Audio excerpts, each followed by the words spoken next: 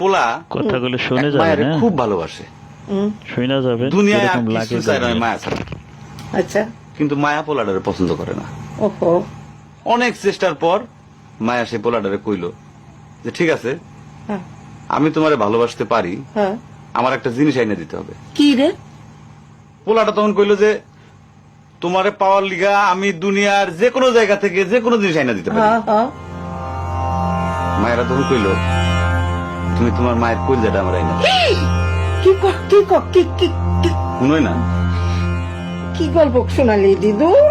পোলা তখন দৌড়াইতে দৌড়াইতে তার মায়ের কাছে গেল।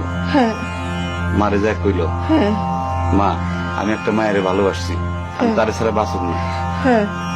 কিন্তু ওই মায়া আমার একটা জিনিস নিয়ে যাইতে কইছে, সেটা হলো তোমার কলিজা। তুমি যদি তোমার কলিজাটা আমার দাও, ওই মায়াটা কলিজাটা পাইলে আমার ভালোবাসবে।